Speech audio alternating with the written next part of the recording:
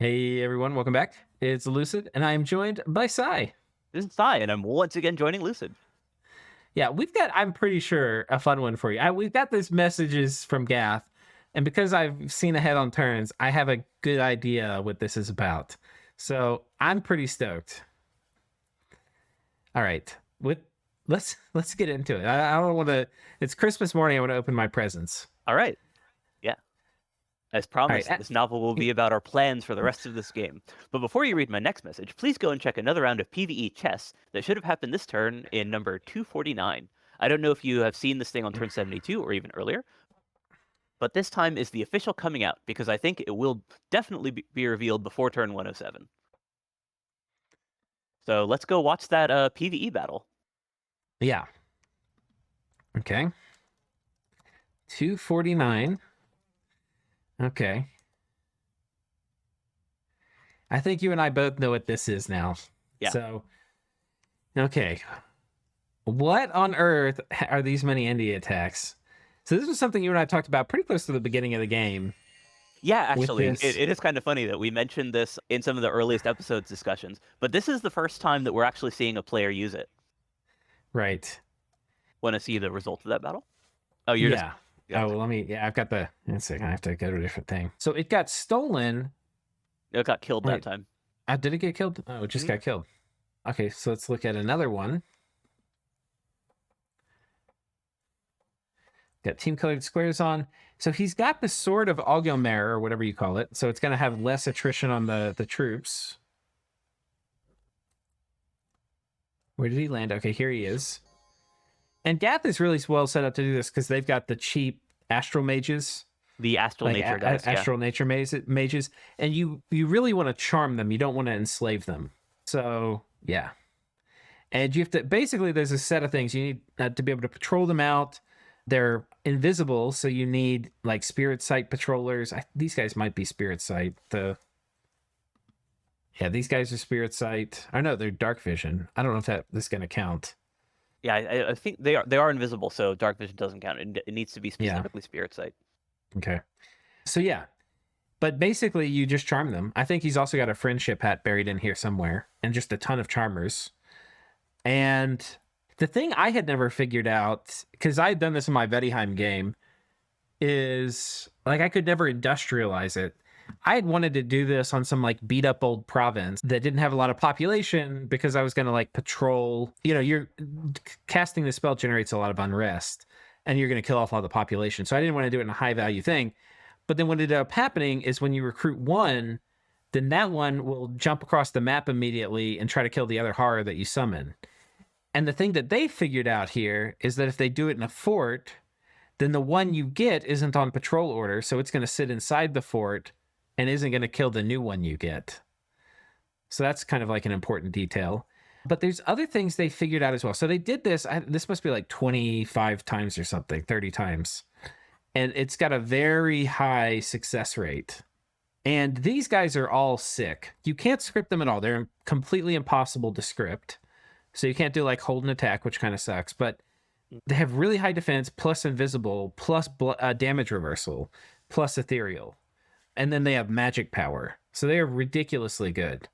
Especially, you can buff them too. You can put Army of Gold on them. You can put Will of Fates on them. It's hard to buff them with Quickening, but you can if you have them all started off and you do it turn one. Oh, no, I don't think that even works because Teleport's instant. So you can't do any point buffing, but you can do battlefield-wide buffs on them. And then they're amazingly killing. They've got the life drain attacks. They've got the astral claws, which are armor negating. These are armor piercing. They're all magical. They're just really strong. All right, we'll read the rest of the messages here. Do you want to pick back up? Absolutely. First of all, I want to thank Ravenloft for inventing the strat, Bernard Kazuhak for discovering new aspects of it and bringing it along with his experience up this game. The whole team Gath, Maven, Bernard, Hezekiah, for refining it to its current almost perfect form, and Bernard again for the extensive testing and refinement he has been doing on the PvE aspect of it. So here is the true form of Gath this game, unleashing the real astral corruption onto the world. I'm sure you have already understand the implications of what you have just seen, but let me highlight a few points. Defilers, Defilers of Dreams have 100 map movement and can reach anywhere in one turn. Perpetual Storm doesn't affect them because they're teleporters. 5 Defilers of Dreams shut down any province in one turn, preventing any recruitment. That's from their natural unrest. Being invisible means that it can't be found without Spirit Sight. They are uncontrollable in battle and attack whatever they like turn 1, ignoring Storm. With Blackheart and Magic 3, they can kill most things this game because they are still commanders, meaning they can get the Assassinate. They have the base 5% desertion chance, but 0% as long as they're located in a throne province. I did not know that. Yeah, I didn't know that either. Astral Corruption makes it 75% base, but still 0% on thrones. So we're not casting it this game, but I'm fine if someone else does. So you can actually hoard these guys by keeping them on a throne and moving them out only when... Take another throne. Yeah, so that you can just go throne to throne to throne and win the game. That's the thing that I was not aware of. That's very interesting. But I think what you could also do, and this may be what he's planning on doing, is putting black hearts on them. And I don't know if they can. Let's take a look at these guys. If they can scale walls, or if they have the effective thing. I know if you're flying, you sometimes can. Or I don't know if teleport will trigger. I wonder if these guys can sit, if they're sieging a fort, if they can assassinate inside of it. Oh, scale walls? Yeah, I don't think they can. I think that's specifically like the scale walls ability. So I would guess that they can't. Okay, you might be right. Although that might have changed in Dominion 6. We have to check how this works. Oh, this is one of the things I would not be terribly surprised if Winter nerfs. Because, guys, this is really strong when you figured out how to industrialize this like they have. This is really strong. And they figured out mechanics that nobody else in the game knows. So, but yeah, like the idea... also, if a place doesn't have Spirit Sight patrollers, like if you scouted that a throne doesn't, you could move in 20 Blackheart assassins, right? They're going to not be detected. You then kill all the commanders there. The same turn you move in the rest of them, along with like maybe a Magic Phase army or something. And it's just going to be game over for that. Like, how do you defend that? I don't know. Yeah, and it keeps on scaling up as they because it's reliant on a blood economy. You can't really stop them from summoning by like reducing their gem income or like forcing them to spend their gems elsewhere because it's just blood slaves. So they can keep spamming them indefinitely. Yeah. The other thing that's important to point out here, I think, is that so it was mentioned here that there's a 5% desertion chance. And that sounds kind of high. And it sounds like they're putting a lot of effort into like not having this happen. And like we were talking, maybe you jump throne to throne.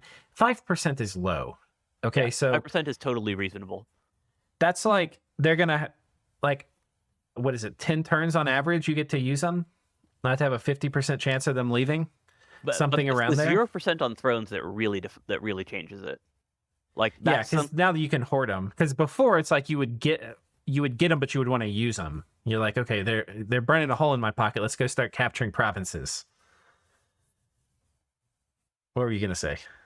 Oh no, I was basically just in agreement with that. That like, yeah, you used to be able to like use them, but only to an extent. And by being able to like keep them around indefinitely, that completely changes what their actual use case is. Because instead of them being like just the thing that you like deploy and then immediately throw away, and hope that you can keep using them before they leave in, as you pointed out, on average like 10 turns. That you can't really do the Blackheart thing with them, but if they're sticking around, that's a totally different ballgame.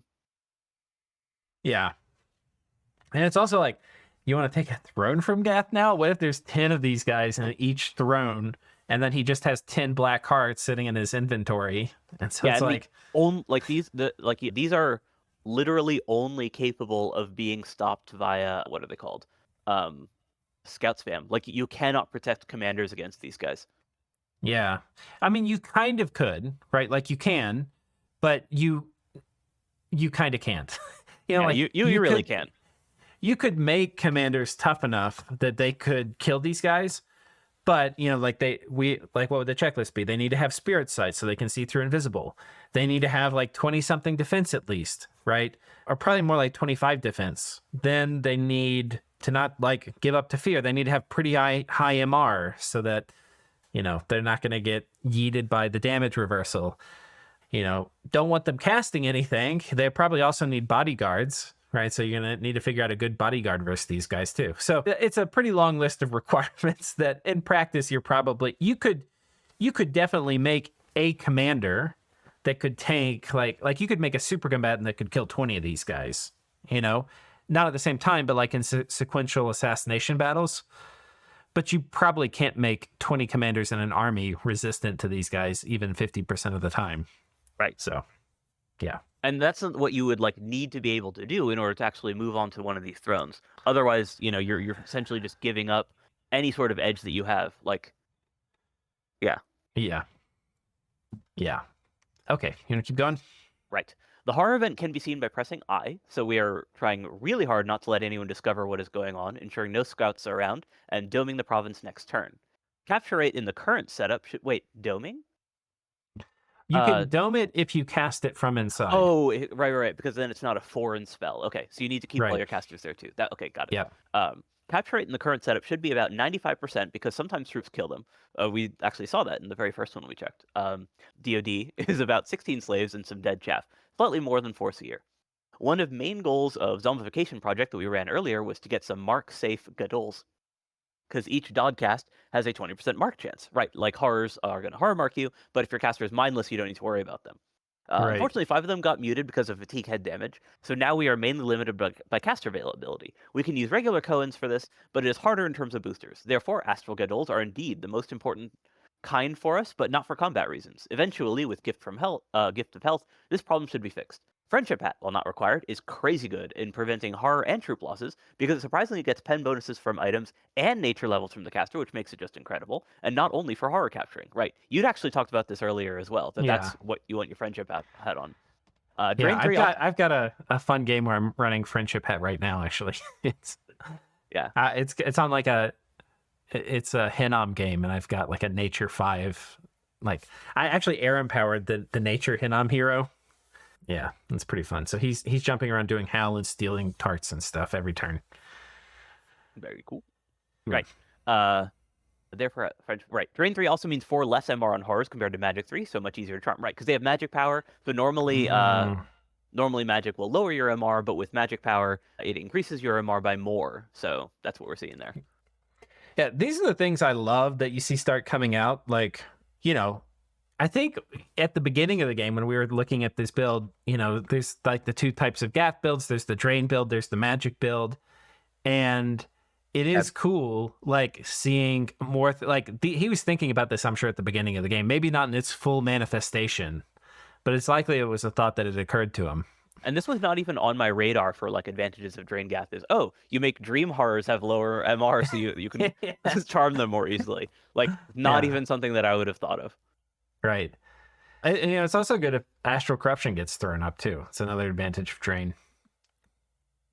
Yeah. Okay. On top of the dodge themselves, this is a crazy XP farm. Great leadership for commanders, morale, and potentially HP and minus encumbrance for mages, stats for troops. Quite incredible. Bernard setups allows us to relatively safely farm XP on many units at once against these really killy enemies. We've been planning this since mid-game, slowly realizing all aspects of it ourselves, and now finally it is coming to fruition. I'm sure that some people will call this an exploit and us the abusers. I'm fine with that because there's no better place to show unexpected strats in tournament finals, and it will be a cool ending for Dominions 5. P.S. Of course we are developing things that are more straightforward as well, but those will be quite obvious. P.P.S. Funnily, just last turn, Demosthenes joked in the game channel saying that people of Gath treat horrors like cattle. If only he knew how close he was to reality. We are indeed herding nightmare cows here in the lovely lands of Draengath. P.P.P.S. Let's make Gath great again. That's funny. Yeah, that's fantastic. I'm so excited to see this play out. Yeah. Yeah, I don't think he's planning on using them super soon. I think this is... So there's 2 options. He could do this as like a very calculated throne rush. The other thing, and we didn't really... we kind of hinted at it with the... it's only a 5%. 5% is not that high. But, as he mentioned in his message, you can hit any province on the map. So imagine he does 3 more rounds of this and he has 100 of these guys. He could potentially hit half of the map, basically, with horrors in 1 turn. And then people want to retake it, and he moves them, like he, does a bunch of like counter rating on all the provinces he just took and places he thinks it's safe. It's like the things can get out of control. It's like birds on like meth and acid at the same time. You know, Yeah, like and they're of course they're immune to perpetual storm because they're not flyers, they're teleporters. right. Yeah. So it's crazy. It's crazy. So things can go like within 3 turns, things can go from like, oh, things like the game state's imbalanced to holy shit, what the hell happened? Yeah. And the other thing is that because of the assassination thing, which you'd pointed out, which I hadn't even considered, it's extremely hard to take gas thrones back. So gas can enter a very commanding position very quickly. Oh, one other thing that's really interesting to mention here, because, the 2 peak powers here are Gath and Pangea. One of Pangea's strategies is this like mage strat, right? And unfortunate for Pan, these guys are not going to be blocked by Stormstaff. They're going to jump immediately without even like the delay you have in flying. Immediately they're across the battle. Yeah, and they're just going to shred his dudes. And so, like, if Pan imagine what would happen if you try to take a fort off Gath, right? And you have 50 of these guys with the Sword of Algomer or whatever it was that was putting turn 0 luck on everybody, putting luck on 50 of these guys, and then you also have an army of Goldcaster, and then an anti-magic caster. It's just that your whole army will dissolve in a couple seconds. So maybe a darkness caster too. Just everybody's instantly dead. Yeah, and there isn't even like a good way to work around it. Yeah. Because like these things are designed to not really. The only weakness that the horrors themselves have is they don't have elemental resistances.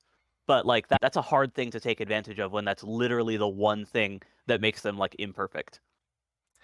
Yeah, I mean, the only other thing Pan can do is have lots of chaff to keep around the mages, between the mages and the horrors.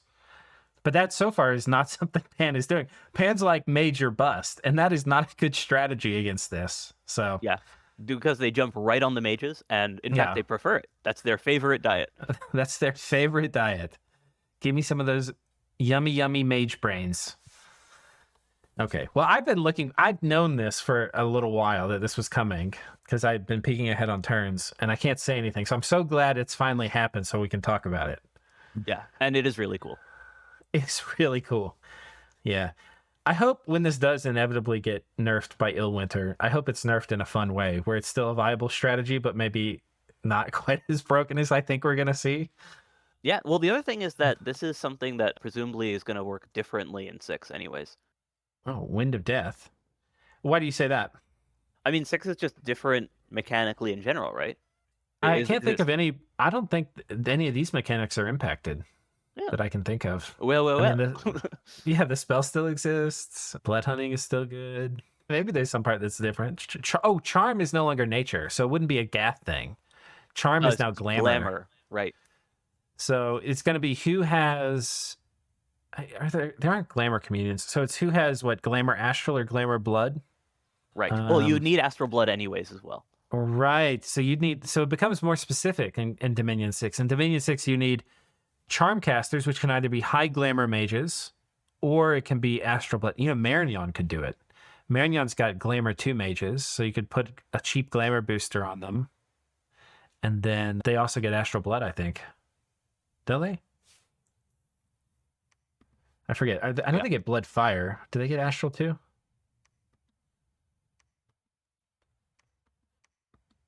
A little bit. Probably enough to cast it a few times. Yeah, you could probably scale up enough casters. You really put your mind to it. What is it? Is it astral 4? Let's forget. Send Dream Horror. Yeah, it's astral 4. That actually is really hard to get to from astral 1. Is it? You really need to be astral 2. I was almost thinking that horrors might be glamour, but yeah, that would put too much stuff in this. Yeah, I think they're astral still. Yeah, I'm gonna have to actually, get on no, them. it would have to be astral because that's the astral plane stuff. Right. Yeah. So it would. Well, I'm gonna pause. Yeah. Okay, so I pulled up Mod Inspector here. So my first thought was like, okay, you could do this with Marignon because they only have an astral 1 for the Godic Master. And you have to put 3 boosters because you have to be astral 4 to cast it and blood 3. So that's pretty tough. You'd have to basically empower an astral and then do crystal coin and astral hat. Yeah, so you have to go out of your way for it. Yeah, it's pretty expensive. We were searching through just our first search, and it looked like Utgard might be the best at it. Yeah, because they have both the communion access for it, and the Right. the blood in order to actually be able to use it, like in general. Right. You get one of the blood random Norna, and they could do it. You'd have to put, you can do this all with out of the box boosters to cast Send Dream Horror. So, new LA Utgard strats coming in hot. Let's go back to the game here. Yes, indeed. Okay, so that's going to shake up everybody's thoughts about who's in position 1 or not. I hope this comes out late enough in the game. In fact, I might even delay putting this video up just until Utgard has executed this part of the strategy, because I really don't want him telling us or us having seen it to execute how this plays out. I want people to find it out. To find it out naturally. Right. Okay. Did we? Okay, we only had messages from Gath. Battle here in Vedheim. Let's just see if there's anything interesting. All right, Tianchi putting some centaurs down. Okay, so he's still looking for... He's not giving away anything for free still. I like this. Yeah, and that the Great Eagles... That sort of tracks with what we've come to expect from him, though. Like, he's not someone who's just going to be giving up. That's really nice. They got right on these sages, too. This is also, it's like, oh, Centaur sages are so good. Well, apparently with only 3 of them, they're not as good. Or 6 of them. Yeah, because they do rely on that communion to function. Right. And this Holden attack really, the birds really did some work there. Oh, the birds got fluffed with ethereal, too. So this was actually really nice scripting on TNG's part. Point buffing the Great Eagles, and then they jump in. I don't even think he lost 1 Great Eagle for killing all these. That was really nice. TNG attacks Zabalba, but was defeated. I'm guessing this is Vortex of Returning or Wind of Death. Vortex of Returning. Yeah. It looks like he was just trying to pull those guys out, which makes sense, right? Because he didn't think that he was going to be able to hold that fort. Yeah. The other thing in all of this is it's like, I think it's really... oh, gosh, okay. Get out your popcorn. We got another one. We got another one. Oh, the Pangean Horror. Oh, Wind of Death coming out. Oh, and Vortex of Returning. That was crazy effective. Killed 29 sages? Yeah. I mean, pen boosted Wind of Death is always going to be good. Yeah. Okay. Excuse me. I mean, that was pretty solid. Let's see what that was. Shade Forest. Here we go. And Hergendorf. Okay. But, that's another province that is now Pan's. And this was a province Pan took right in TNG Dominion. It wasn't too bothered about Vengeful Waters. So, Pan's gotten out his wallet and paid. Yeah, and that's kind of what we were calling out, is that you really do need to be able to force these fights in. If you want to actually push into Vengeful Waters, you either have to be able to spam with Dominion the way that Valba has been able to do, or you need to do what Panji is doing here and just accept that you're going to be suffering very significant attrition, but then actually just take the fights and commit to them. Yeah. I also like that TNG's getting their armies out of here too, like with Vortex of Returning. Because if the tides of diplomacy do turn, I don't think TNG can turn this back into a winnable position, but preserving these armies, they're going to have a much better chance at taking infrastructure back if people do turn on Pan. Right.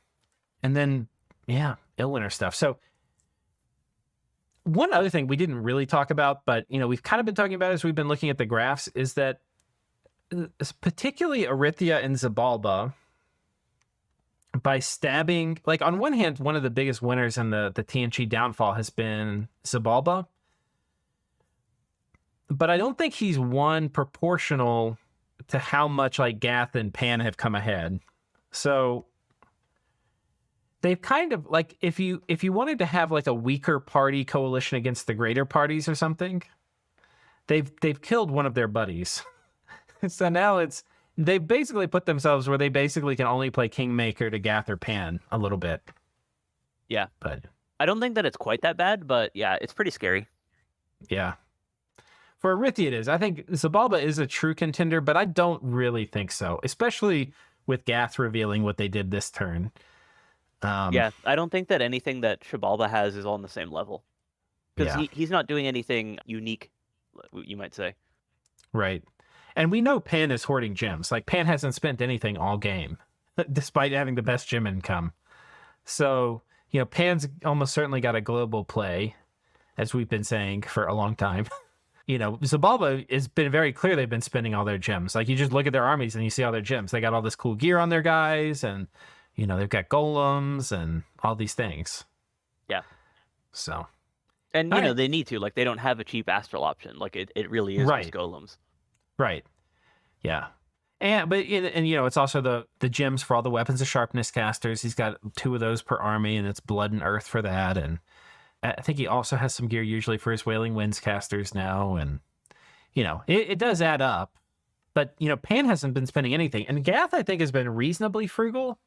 Like he's kind of kitting out his Doom stacks a little bit to the nines. And there's a fair amount of gear involved in the Defiler of Dreams harvesting. But Gath also potentially could be saving up for some big global play. What do you think Gath would do if he dropped something?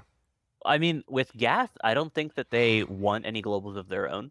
I think that actually, we know they're doing Gift of Health. Gath specifically mentioned that. So outside of that, I don't really see Gath like being particularly about global plays at all. They'd mentioned that they were like prepared to play around Astral Corruption, right, by being able to hoard their horrors on their thrones. Yeah. But mostly Gath is just relying on this Dream Horror army. I think there's a couple options for Gath that are really interesting. I think one is Underdark, which is good for Blood Nations. It's not great for him. It's better for like pop kill and stuff, but it's pretty good for Blood Nations. But it's also going to give his Defiler of Dreams extra stats in the dark, basically. So, they're going to be even harder to kill with normal things. And the other one that might be worth thinking about for him is, whatchamacallit? Not Perpetual Storm. What's the morale one? Dark Skies. Right, so for Wind of Death, Wailing Winds defense. Wailing Winds. And the reason that's really good is a couple-fold. One, Dark Vision.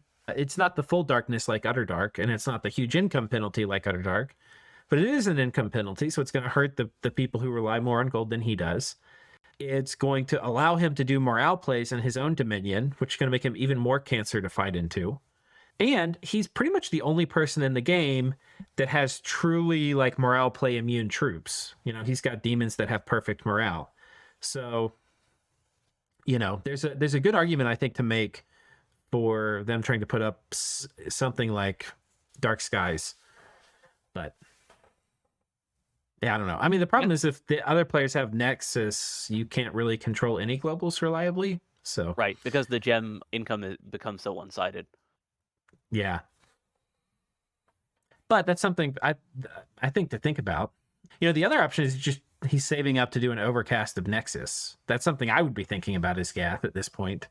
So yeah, that's very challenging though, because if it becomes a blood versus non-blood thing, right? Like, you've got the AC team versus the Nexus team, then the defense that you have of trying to overcast it is fighting into Arithia and Pan, right? So it's one thing to think that you can maybe beat Pan's gem income, but I don't see any way that they can go up against both and expect to actually be able to outspend them. Especially if these two are like pearl farming together or something. Yeah. No, you're probably right. It's probably a fool's errand, but I don't know. I do think he's banking gems. Maybe he's not, but no, I think he is. I just don't think that you can ever reasonably bank enough. Yeah. That's probably true. What are the paths on his? Do we have any fights with Gath? What are the paths on his blessing? And what astral is on his god? His god, I think his god was mostly just for the bless. I don't think that he was heavily invested in astral, if I recall correctly. Was it? Is there no MR on it? We can probably go back and see. What turn is it? 77. Let's go back and look at 76 because we're pretty. Well, much you can done also with see this it there. I mean, I'm sure he had sacreds in that group, right? Oh, they probably were. We've got this pulled up already. Yeah. Oh, this is a different province. Damn it! I have to go back to the other one. I see what you mean. You can just see it there. Yeah, okay. You can check the message. Okay, let's look here.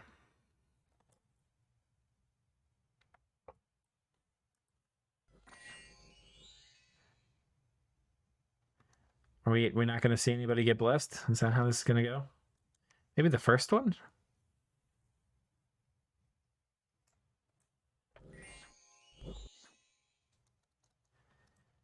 Yeah. Okay. No dice. This is the struggle of our times. It's crazy how efficient this is. I mean, when I've done it, it's, it might go to turn 3 or 4 or something before I steal them. They're literally getting them on the turn he lands. It's crazy. It's because of the pen boosting, yeah. Yeah. And the drain. I think it's all the things working together. I don't think we're going to get to see a blessing go off. Yeah. Oh well. Check one more. But yeah, I mean, if he has really high astral, he could contend it. But yeah, I guess we're not going to see it. Okay, well, I think that's it. Pretty exciting turn, even though not much happened in the military front. And the shadow economy side, the horror cattle are, I think, looming very strongly in my mind. Yeah, I'm just really excited to see these like unusual strategies come out, and you never get to see a large number of horrors around anymore. Right. Well, when did you used to? When like horror spam was, or when the send horror spell was at a much lower level. Oh, yeah, okay, yeah. But I thought you were like, there were permanent horrors you got to have. But yeah, I mean, horror canoning probably used to be more common, so. Yeah, or it was more spammable. Right, right. Okay, well, I think we're at the end of another episode. So, Yeah. Thanks so much for joining. And I'm so glad you made me aware, because I actually had no idea of this strategy before you and I started casting this game, and you told me about it. So, Yeah, I did not actually expect to see it, really. But yeah, as you pointed out, it's really awesome that we did. yeah, so I've gone through this whole thing where at the beginning of this game, I didn't know it existed. You told me about it. I was like, oh, damn, that's cool. I'm going to try it in one of my games. I've tried it in a game, and that game is now over. And I think I won it, in part due to using the horrors. And now I get to see it in the finals, but like in a way more industrialized and better form than I'd ever figured it out. So it's a super cool process for me. So We learn and we grow. we do. All right. I hope you viewers enjoyed. So we'll see you all next time.